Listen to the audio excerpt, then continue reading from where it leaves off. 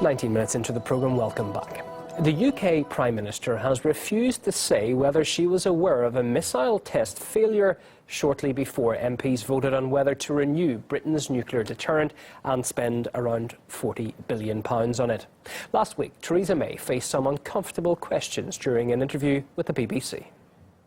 Did you know that misfire had occurred? Well, I have absolute faith in our Trident missiles. Did you know about it when you told the House of Commons? And the issue that we were talking about in the House of Commons was a very serious issue. Did you know? There are tests that take place all the time.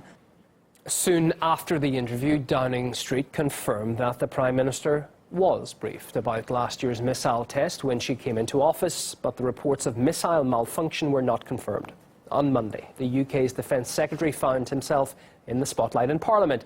He was grilled by MPs over why the Commons was not informed about the failed Trident missile test.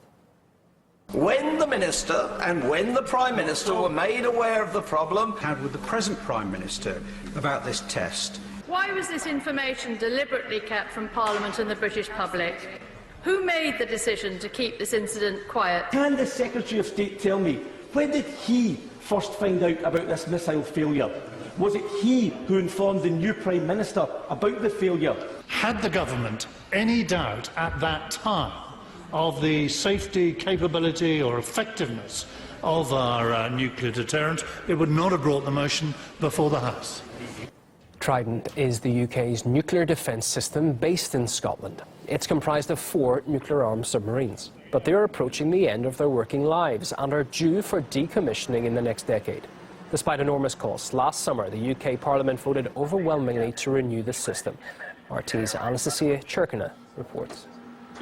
Despite a whole barrage of questions demanding specifics about what exactly unraveled and why the information was not disclosed, we saw Michael Fallon continuing to insist that he believes that issues of operational technicalities should not be disclosed due to national security. He also said that the test itself was deemed satisfactory and that the government had no doubts about the capacity of the Trident nuclear system. Lots of questions from the MPs remained unanswered, including those of why it is, according to MPs, that the United States was aware of this test having been carried out with a failure, yet the MPs themselves did not.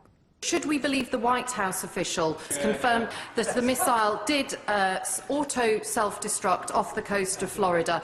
And if that is the case, why is the British Parliament and the British public the last people to know? The President of the United States is given the information and the whole of the opposition benches are not allowed it. Well, we saw Michael Fallon time and time again cite operational details as something that's not going to be disclosed, and from what we could gather from this hearing, an inquiry that some of the MPs have been calling for here in London into this whole incident does not seem likely to be taking place anytime soon. Well, earlier we heard reaction from the Scottish Campaign for Nuclear Disarmament about why the case raises so much controversy. Parliament was asked to vote on Trident renewal, but they weren't given all the information. And it's not fair to ask the parliamentarians to vote when they haven't got all the facts. That's not democracy. It's not honest to have the vote without informing people and, in effect, to give them the wrong information.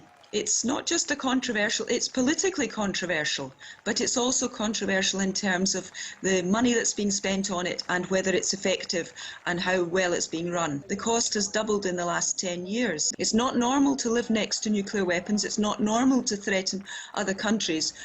The threat we are creating isn't just because we might use them, it's because we might have an accident.